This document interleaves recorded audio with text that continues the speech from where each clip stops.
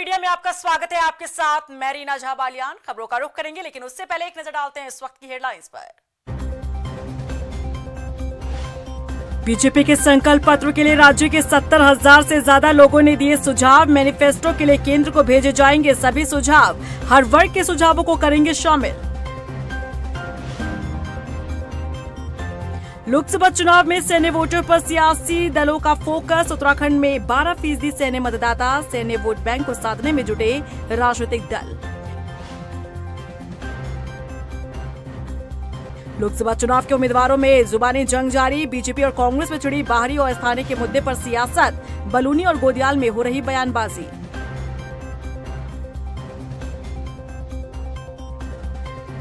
उत्तराखंड में बढ़ती गर्मी से मिलेगी राहत। शुक्रवार से 31 मार्च तक बारिश की संभावना। ऊंचाई वाले इलाकों में बर्फबारी के आसार।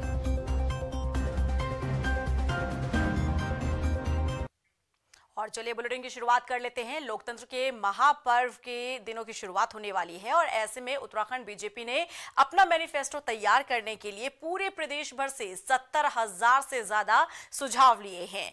बीजेपी के संकल्प पत्र समिति के संयोजक त्रिवेंद्र सिंह रावत ने बताया कि संकल्प पत्र में मिले सुझावों को केंद्रीय संगठन को भेजा जा रहा है। उन्होंने कहा कि प्रदेश भर से मिले सुझावों को पार्टी अपने मैनिफेस्टो में शामिल करेगी। बता दें कि कार्यक्रम में बीजेपी चुनाव प्रबंधन समिति के प्रदेश संयोजक नरेश बंसल और बीजेपी प्रदेश महामंत्री आदित्य कोठारी भी मौजूद रहे। लोगों ने सीधा नमो ऐप पर भी अपने सुझाव भेजे हैं और कुछ लोगों ने पत्र के माध्यम से भी अपने सुझाव सीधा केंद्र को भेजे हैं। कुल मिलाकर लगभग समाज के 16 से भी अधिक जो विविध सामाजिक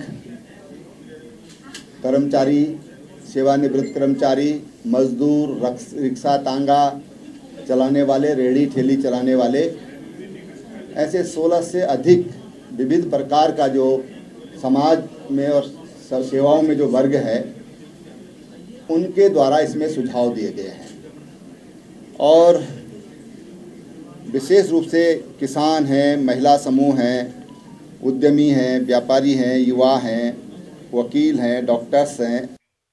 उत्तराखंड लोकसभा चुनाव में यूं तो सियासी दल हर वर्ग और क्षेत्र के वोटर्स को साधते नजर आ रहे हैं, लेकिन उत्तराखंड सैनिक बाहुल्य प्रदेश होने के कारण यहां सैन्य मतदाताओं की संख्या भी अच्छी खासी है। यही कारण है कि सभी राजनीतिक दल सैन्य वोटर्स पर फोकस कर आगे बढ़ रहे हैं। देखिए रिपोर्ट। सैन्य वोटर्स पर सियासी दलों का फोकस। उत्तराखंड में 12% सैन्य पृष्ठभूमि के वोटर्स। सैन्य वोट बैंक हासिल करने का प्रयास तेज। देवभूमि उत्तराखंड में अधिकतर घरों से कोई न कोई शख्स सेना में शामिल सरहद पर सेवा दे रहा है। यही कारण है कि उत्तराखंड सैनिक बाहुल्य प्रदेश कहलाता है। इस लिहाज से राज्य में सैन्य वोटर्स की संख्या भी अच्छी खासी है। ऐसे में चुनाव के दौरान राजनीतिक दल सैन्य वोटर्स को साधने से भी नहीं चूकते। प्रदेश की लगभग हर विधानसभा सीट पर सैनिक पृष्ठभूमि और सेना में काम करने वाले वोटर्स हैं। खास तौर पर पर्वतीय सीटों पर प्रत्याशियों की जीत हार में अहम भूमिका ये निभाते हैं। यही वजह है कि पूर्व सैनिकों और सैन्य पृष्ठभूमि से जुड़े मतदाताओं के विषय को भी सभी राजनीतिक दल गंभीरता पूर्वक लेते हैं और उन्हें अपने पाले में लाने का भरसक प्रयास भी करते हैं। उत्तराखंड की 5 लोकसभा सीट की बात की जाए तो इसमें अल्मोड़ा, नैनीताल, हरिद्वार, टिहरी और पौड़ी में से सबसे अधिक सैन्य वोटर्स पौड़ी सीट पर हैं। पौड़ी गढ़वाल लोकसभा सीट हमेशा से ही सैन्य बहुल्य सीट रही है। यही कारण है कि सभी दल यहां से किसी न किसी तरह से उन उम्मीदवारों को ही चुनावी मैदान में उतारना चाहते हैं जिनका ताल्लुक सेना से रहा है। मौजूदा समय में पौड़ी गढ़वाल लोकसभा सीट को बीजेपी का मजबूत गढ़ माना जाता है। भले ही 1990 से पहले इस सीट पर कांग्रेस का राज रहा है, लेकिन 90 के दशक के बाद इसे बीजेपी के मजबूत किले के तौर पर देखा जाने लगा। बीजेपी नेता जनरल बीसी खंडूड़ी सबसे ज्यादा 5 बार सांसद यहां से रहे हैं। उन्होंने 1991 से लेकर 2014 तक लगातार इस सीट पर जीत हासिल की। इस सीट पर बीच में 2 बार कांग्रेस की भी जीत हुई। 2019 लोकसभा सीट की बात करें तो पौड़ी गढ़वाल लोकसभा सीट से बीजेपी के तीरथ सिंह रावत ने जीत हासिल की थी। उन्होंने कांग्रेस के मनीष खंडूड़ी को भारी मतों से हराया था। तीरथ सिंह रावत को 5,06,980 वोट मिले थे, तो वहीं कांग्रेस उम्मीदवार रहे मनीष खंडूड़ी को 2,04,311 वोट हासिल हुए थे। प्रदेश में कुल मतदाताओं में से 12% वोटर्स सैन्य परिवार से संबंध रखते हैं। जाहिर है कि कोई भी दल इतना बड़ा वोट बैंक इग्नोर नहीं करना चाहेगा, इसलिए सभी राजनीतिक दल इन्हें अट्रैक्ट करने के लिए इनसे जुड़े मुद्दों को गंभीरता से लेते हैं। इसे आप ऐसे समझ सकते हैं कि इस लोकसभा चुनाव में भी बीजेपी और कांग्रेस दोनों का फोकस सैन्य मतदाताओं पर है। बीजेपी ने जहां सैन्य धाम का शिलान्यास किया, तो हाल ही में शहीद सम्मान यात्रा भी निकाली। कांग्रेस ने सैनिक सम्मेलन करवाया, तो वहीं 1 रैंक 1 पेंशन और अग्निवीर भर्ती योजना को मुद्दा विपक्ष ने बनाया है। बहरहाल देखना होगा कि इस लोकसभा चुनाव में सैन्य वोटर्स का झुकाव किस तरफ नजर आता है। रफ्तार मीडिया के लिए देहरादून से ब्यूरो रिपोर्ट। वहीं नामांकन का दौर खत्म होने के बाद अब प्रत्याशी चुनाव प्रचार प्रसार में धार दे रहे हैं। अल्मोड़ा लोकसभा सीट से कांग्रेस प्रत्याशी प्रदीप टमटा ग्रामीण क्षेत्रों में ताबड़तोड़ प्रचार प्रसार कर रहे हैं। अपने प्रचार प्रसार में प्रदीप टमटा डबल इंजन सरकार की नाकामियों को जनता तक पहुंचाने के साथ ही कांग्रेस के हक में वोट की अपील कर रहे हैं। बीजेपी ने एक नारा ही दे दिया, व्यापार करना है तो हमारे साथ खड़े हो, नहीं तो ईडी और सीबीआई आईटी की रेड के लिए तैयार रहो। राजनीति करनी है तो हमारे साथ खड़े रहो, नहीं तो ईडी सीबीआई के हमलों का शिकार हो। बीजेपी का तो नारा ही है ना कि या तो इस देश में हमारे साथ खड़ो या देश की जेलों में जाने के लिए तैयार हो।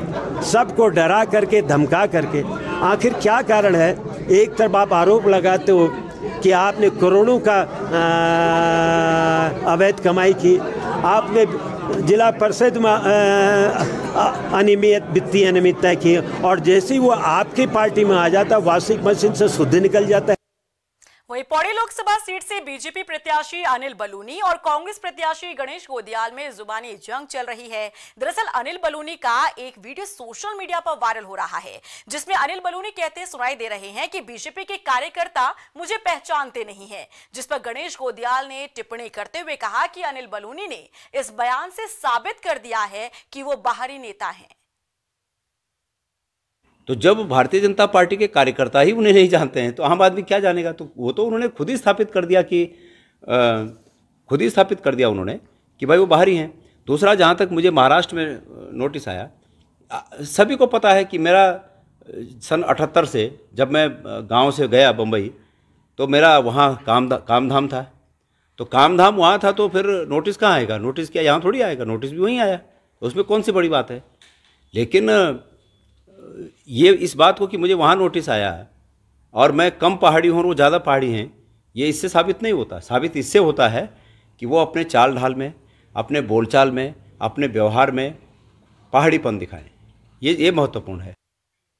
लोकसभा चुनाव में नामांकन प्रक्रिया खत्म होने के बाद सभी 5 सीट के प्रत्याशियों के नामांकन पत्रों की जांच की गई और जांच के बाद टिहरी लोकसभा सीट से 11 प्रत्याशी, हरिद्वार लोकसभा सीट से 14 प्रत्याशी, अल्मोड़ा लोकसभा सीट से 8, पौड़ी लोकसभा सीट में 13 और नैनीताल लोकसभा सीट से 10 प्रत्याशियों के नामांकन पत्र सही पाए गए हैं।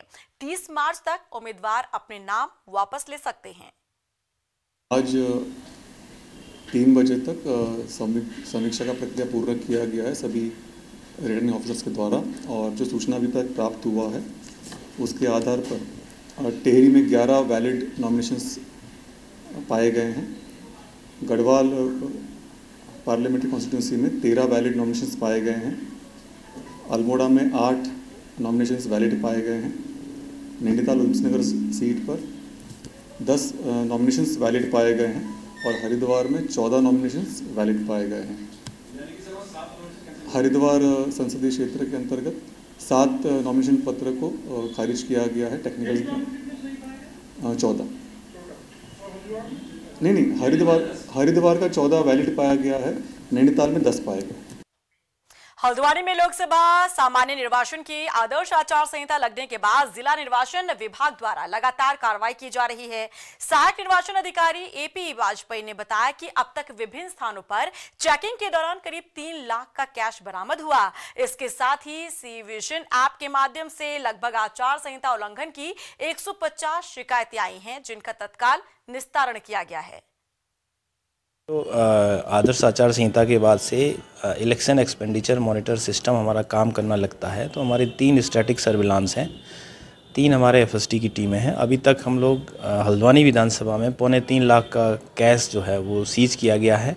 साथ ही जो सिटीजन्स के लिए कंप्लेन दायर करने के लिए एक ऐप डेवलप किया गया है जिसे सी विजिल के नाम से जाना जाता है। उस पर हल्द्वानी में सिटीजन के माध्यम से भी और सुमोटो जो हमारे संज्ञान में आती हैं एफएसटी के माध्यम से लगभग 150 के आसपास शिकायतें अभी तक इसमें आई हैं और उनका निस्तारण किया गया। उत्तराखंड वानिकी प्रशिक्षण अकादमी हल्द्वानी में वन आरक्षी प्रशिक्षार्थी सत्र के अंतर्गत 94 वन आरक्षियों के 6 महीने का सर्टिफिकेट कोर्स पूरा हो चुका है और इस प्रशिक्षण कार्यक्रम में राज्य को 94 वन आरक्षी मिल गए हैं।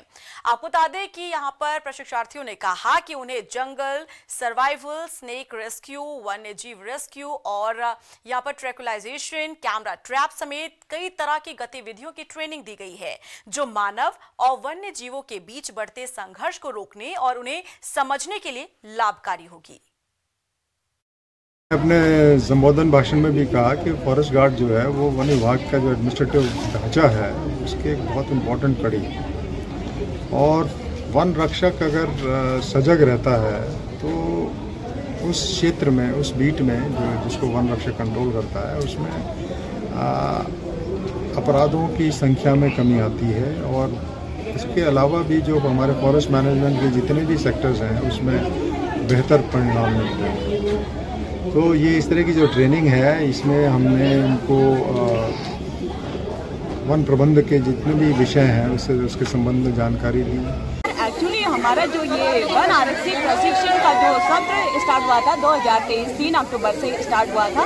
हम उस समय एक ट्रेनिंग्स के तौर पर आए हुए थे। आज एक जिम्मेदार वन आरक्षी फील्ड में जा रहे हैं। हमें इसमें हमारे गुरुजनों द्वारा, विशेषज्ञों द्वारा थ्योरेटिकल, प्रैक्टिकल में जैसे GPS है, ड्रोन है और कैमरा ट्रैपिंग है और एमस्ट्रैक एप्लीकेशन के बारे।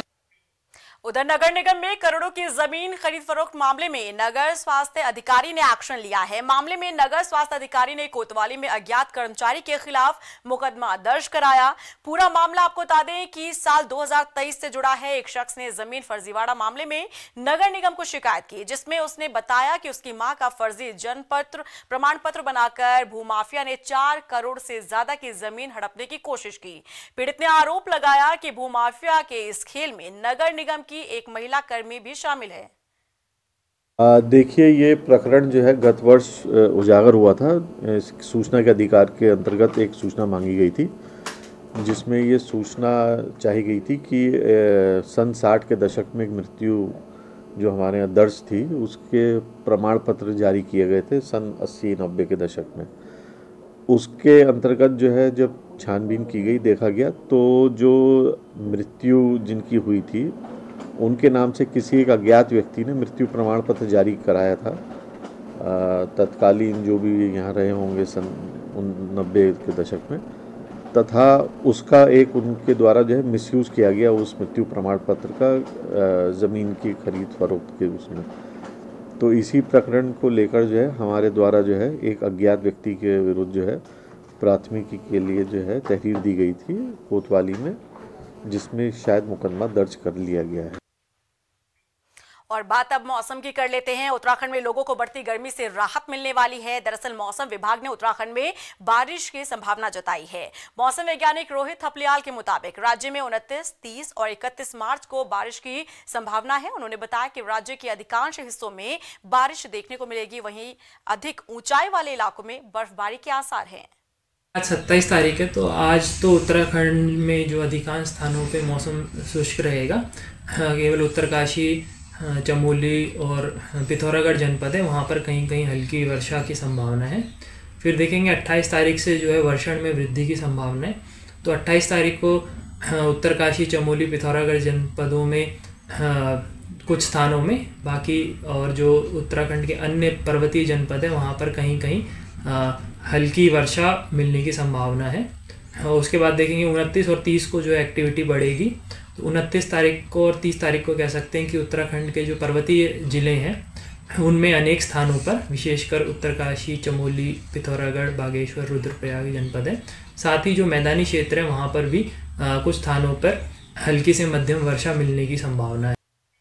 वहीं देहरादून के डोईवाला में गेल इंडिया लिमिटेड की ओर से आपातकालीन मॉक ड्रिल की गई। मॉक ड्रिल में गैस पाइपलाइन में आग लगने के बाद किस तरह से आग पर काबू पाया जाए, स्थिति बिगड़ने और गैस पाइपलाइन में विस्फोट के दौरान ज्यादा कैजुअल्टी होने पर कैसे अन्य एजेंसियों से सामंजस्य बनाकर स्थिति पर काबू पाया जाए, सभी चीजों की ट्रेनिंग दी गई। गेल जो अपनी पाइपलाइन का रखरखाव पूरे नेशनल और इंटरनेशनल स्टाफ से करता है और ऐसा संभावना बहुत कम है, लेकिन फिर भी उसकी संभावना को देखते हुए बहुत कम संभावना है, फिर भी हमने डिस्ट्रिक्ट एडमिनिस्ट्रेशन, पुलिस, हमारे डिस्ट्रिक्ट मेडिकल, NDRF, SDRF से मदद मांगी थी। उन्होंने भरपूर मदद दी है और हमारा जो प्रयास था एक कोऑर्डिनेशन को एस्टैब्लिश करने का इन केस ऑफ आपदा, वो काफ़ी सफल रहा है। लोकसभा चुनाव के मद्देनजर पुलिस प्रशासन एक्शन मोड में है। लक्सर पुलिस ने चेकिंग के दौरान 40 लीटर कच्ची शराब के साथ एक आरोपी को गिरफ्तार किया। साथ ही पुलिस ने आरोपी की गाड़ी भी सीज की है। पुलिस ने बताया कि आरोपी के खिलाफ आबकारी अधिनियम के तहत मुकदमा दर्ज किया गया है।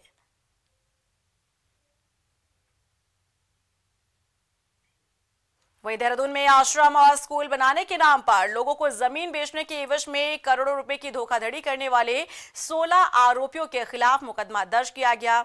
SSP अजय सिंह ने आरोपियों की जल्द गिरफ्तारी के लिए अलग अलग टीमें गठित करने के निर्देश दिए हैं। पुलिस के मुताबिक आरोपियों के खिलाफ देहरादून सहित अन्य राज्यों में 1.5 दर्जन से ज्यादा मुकदमे दर्ज हैं। अलग अलग समय पर धोखाधड़ी करके 7 करोड़ 32 लाख रुपए ले लिए गए। जब समझ जानकारी इनको वहाँ मौके पर किसानों से जाके वार्ता करने को हुई तो पता चला कि ऐसी कोई जमीन नहीं थी और पूरा गैंग उनके साथ लगातार काफ़ी समय से फ्रॉड करते हुए पैसे ले रहा था। इसी तरह का एक प्रकरण बसंत विहार थाने में दिया है, जिसमें भी सेम मोडस ऑपरेंडी के तहत मुकदमा दर्ज कराया गया। ये जो 16 अभियुक्त के नाम इसमें लिखाए गए हैं, 16 अभियुक्तों पर विभिन्न प्रांतों में करीब दर्जनों मुकदमे इसी तरह के दर्ज है। इसमें स्पेशल टीम बनाई जा रही है जो इन्वेस्टिगेट करेगी और इस सभी अभियुक्तों की तलाश के लिए हमारी टीम इसमें गैर प्रांतों को जाएगी। हरिद्वार लोकसभा सीट से पूर्व मुख्यमंत्री हरीश रावत के बेटे वीरेंद्र रावत को टिकट मिलने के बाद से बीजेपी के निशाने पर हरीश रावत आ गए हैं। कांग्रेस पर परिवारवाद का आरोप लगाया जा रहा है, लेकिन असल बात तो यह है कि परिवारवाद मामले में बीजेपी खुद भी पीछे नहीं है। देखिए रिपोर्ट। परिवारवाद पर फंसे हरीश रावत, बेटे को टिकट, हरदा पर परिवारवाद का आरोप। बीजेपी के निशाने पर हरदा, लेकिन अपने परिवारवाद पर बीजेपी का पर्दा। लोकसभा चुनाव हो या फिर विधानसभा चुनाव, टिकट बंटवारे के वक्त सियासी दलों के बीच परिवारवाद का मामला अमूमन ही सुर्खियों में रहता है। अब मौका जब लोकसभा चुनाव का है तो उत्तराखंड के पूर्व मुख्यमंत्री हरीश रावत बीजेपी के निशाने पर आ गए हैं। हरिद्वार सीट से कांग्रेस ने हरीश रावत के बेटे वीरेंद्र रावत को टिकट दिया तो बीजेपी ने परिवारवाद का आरोप मढ़ दिया। बीजेपी प्रदेश अध्यक्ष महेंद्र भट्ट का कहना है कि हरीश रावत परिवारवाद को उत्तराखंड में बढ़ावा देने का काम कर रहे हैं। यही वजह है कि हरीश रावत जहां खुद कई चुनाव लड़ चुके हैं तो वहीं पत्नी को भी चुनाव लड़ा चुके हैं, पुत्री को विधायक बना चुके हैं और अब बेटे वीरेंद्र रावत को भी मैदान में उतार चुके हैं। हरीश रावत जी तो अपनी बेटी, अपने पुत्र, कल के दिन नाती की बात भी हम ईश्वर से प्रार्थना करें, नाती के लिए वो टिकट मांगते रहे। परिवारवाद का एक सिस्टम है, शुरू से ही जो कांग्रेस की परंपरा है उसका निर्वहन उन्होंने किया है और पूरे हरिद्वार के अंदर बड़ा आक्रोश है। कांग्रेस के कार्यकर्ता कल से आप देखेंगे बड़ी संख्या में विरोध में आते हुए उनकी भूमिका दिखाई देगी। हरिद्वार के अंदर तो ट्राई कर रहे हैं कि पिताजी ने पहले पत्नी को, फिर बेटे को, फिर बेटी को, फिर बेटे को, पूरे सारे वही प्रयास, उसके अलावा उनके पास में उम्मीदवार भी नहीं है। ऐसा आभास पूरा उत्तराखंड में होता है। बीजेपी के द्वारा हरीश रावत पर परिवारवाद के आरोप को लेकर हरीश रावत के बेटे आनंद रावत का भी बयान सामने आया है। आनंद रावत का कहना है कि परिवारवाद पर बोलने का बीजेपी का कोई अधिकार नहीं, क्योंकि बीजेपी में कई विधायक और सांसद परिवारवाद के चलते बने हैं। वहीं कांग्रेस प्रवक्ता गरिमा दसोनी का कहना है कि बीजेपी के मुंह से परिवारवाद पर हमला करना अच्छा नहीं लगता, क्योंकि टिहरी लोकसभा सीट पर बीजेपी लंबे समय से राज परिवार को ही टिकट देती आई है। देखिए, भारतीय जनता पार्टी को परिवारवाद वाले विषय पर कुछ भी बोलने का हक नहीं है, क्योंकि एक लंबी फहरिस्त है जो भारतीय जनता पार्टी के परिवारों से आए हुए लोग जनप्रतिनिधि के तौर पर भारतीय जनता पार्टी के या तो विधायक हैं या सांसद हैं। और जहाँ तक बात रही भारतीय जनता पार्टी के नेताओं का हरीश रावत जी पर कटाक्ष करने का, उन पर निशाना साधने का, तो मैं सिर्फ इतना कहना चाहूँगा कि महाभारत के युद्ध में भी कौरवों ने अभिमन्यु को घेरने का प्रयास किया, लेकिन निशाने पर हमेशा उनके अर्जुन ही रहे। और अभिमन्यु ने भी चक्रव्यूह का भेदन किया था और अर्जुन को तो वो पार ही नहीं पाए थे। तो मेरा उनको शुभकामनाएं हैं कि वो प्रयास लगातार करते रहें, लेकिन हरीश रावत जी अर्जुन की भांति विजयी बनकर के उभरेंगे। भारतीय जनता पार्टी किस मुंह से ये बातें कर रही है समझ से परे है, क्योंकि भारतीय जनता पार्टी बताए ना कि कौन है सौरभ बहुगुणा, भारतीय जनता पार्टी बताए कि कौन है चंद्रा पंत, भारतीय जनता पार्टी बताए कि महेश जीना कौन है, ये रानी राजलक्ष्मी शाह कौन है, ये नेहा जोशी कौन है, ये विकास भगत कौन है, ये पार्वती दास कौन है। ये अनगिनत जो भारतीय जनता पार्टी ने पारिवारिक लोगों को टिकट दे रखा है, राष्ट्रीय उपाध्यक्ष बना रखा है, ये सब कौन लोग हैं। तो कम से कम कोई और ये बात कहे तो समझ में आता है। भारतीय जनता पार्टी को तो कोई अधिकार नहीं है। ये तो मैं केवल उत्तराखंड के आपको बता रही हूँ। बीजेपी भले ही परिवारवाद के मामले को लेकर हरीश रावत और कांग्रेस पर हमलावर हो, लेकिन ये बात भी किसी से छिपी नहीं कि परिवारवाद के मामले में बीजेपी कांग्रेस से पीछे नहीं। टिहरी सीट की बात करें तो बीजेपी यहां से सिर्फ राजघराने को ही तवज्जो देती रही है और कार्यकर्ता टिकट की आस में बैठे रहे हैं। ये बात भी ज्यादा पुरानी नहीं कि जब कांग्रेस छोड़कर यशपाल आर्य ने बीजेपी का दामन थामा था, तब बीजेपी ने यशपाल आर्य और उनके बेटे संजीव आर्य को टिकट देकर स्वागत किया था। अब ये परिवारवाद नहीं तो और क्या है। फिलहाल सियासी दलों का अब तक का इतिहास तो यही कहता है कि परिवारवाद के मामले में बीजेपी और कांग्रेस दोनों ही पीछे नहीं। रफ्तार मीडिया के लिए देहरादून से मनीष डंगवाल की रिपोर्ट। और इसी के साथ फिलहाल इस बुलेटिन में बस इतना ही, लेकिन चलते चलते एक नजर डालते हैं इस वक्त की हेडलाइंस पर।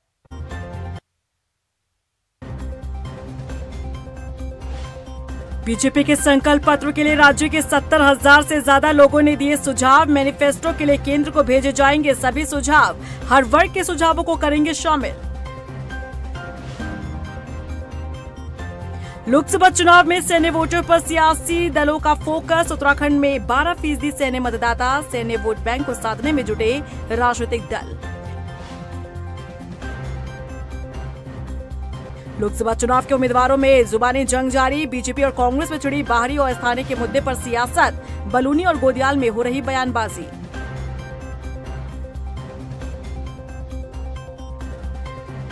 उत्तराखंड में बढ़ती गर्मी से मिलेगी राहत। शुक्रवार से 31 मार्च तक बारिश की संभावना। ऊंचाई वाले इलाकों में बर्फबारी के आसार।